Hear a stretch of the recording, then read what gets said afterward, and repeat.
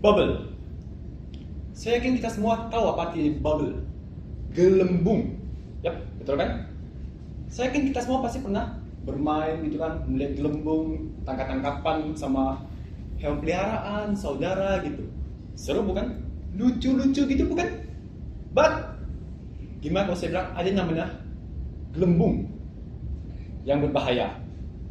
Hai semua, nama saya Zeno yang hari ini saya akan menjelaskan dampak dan bahaya dari bubble effect. Bubble effect. Bubble effect sudah sejak lama. Selalu bermula dari hal-hal kecil, lalu merambat di hal yang besar, berubah menjadi sebuah masalah. Apa sih bubble effect itu?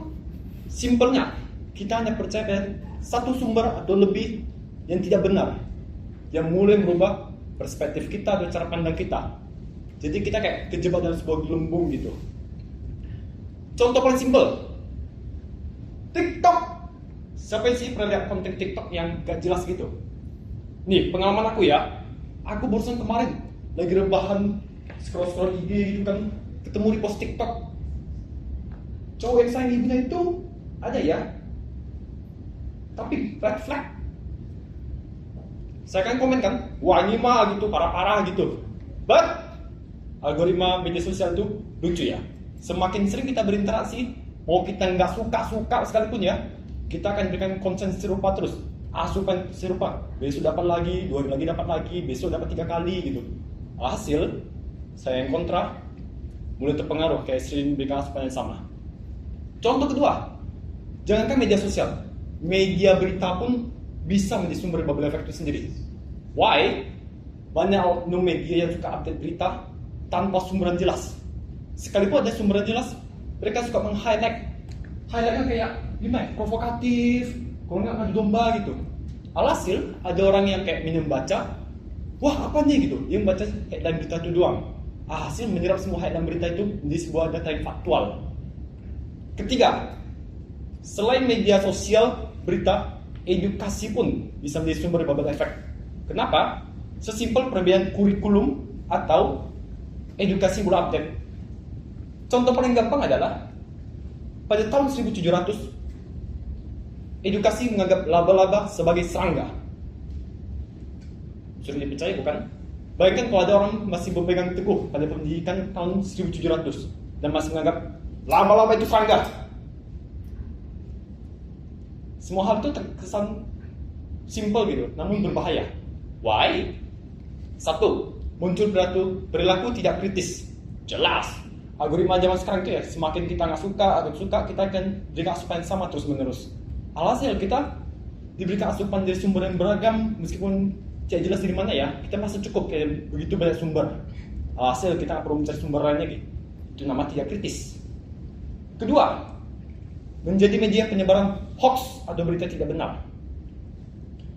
Jangankan media sosial, yang saya bilang media berita, media edukasi, circle kita, teman kita, atau diri kita sendiri pun ya, bisa menjadi sumber dari bubble effect itu sendiri. Contoh, saya percaya bumi datar. Contoh doang nih ya, jangan tuduh aku. Lalu waktu nongki tengah malam gitu kan, lagi di tol, saya bilang ke teman saya, bumi itu datar. Teman saya kontra. Tapi kayaknya saya terus tekan gitu dengan berbagai sumber yang saya punya, hasil teman saya pun percaya. Itu buruk, oke? Ketiga, muncul diskriminasi antar kelompok. Jelas, orang yang keyakinan tertentu akan mencari orang yang keyakinan yang sama. Alhasil mereka membentuk sebuah kelompok atau circle dan mulai menindas kelompok lain karena mereka berbeda pandangan dan menganggap kelompok lain lebih rendah. Itu ada contoh kecil dan sering kita temui masyarakat kita, contoh besar-besar seperti kelakuan ormas. Solusi?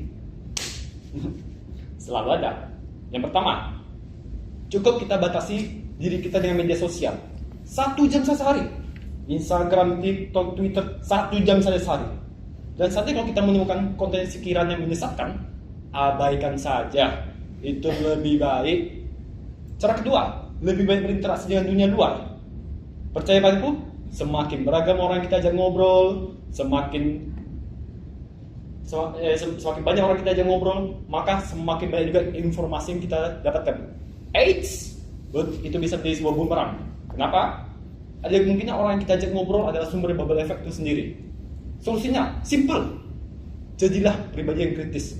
Kalau kita dapat informasi nih yang rasanya meragukan gitu, kita hanya perlu research gitu, 1-2 sumber gak apa-apa, yang penting valid. Lebih gak apa-apa, makin bagus. Jika kita cari-cari, wah ini valid nih, selamat, kita berusaha mendapatkan informasi baru. Baiklah, sekian dari saya. Pesannya yang ingin saya sampaikan, jadilah pribadi yang kritis dan teruslah menyebarkan berita yang benar. Terima kasih.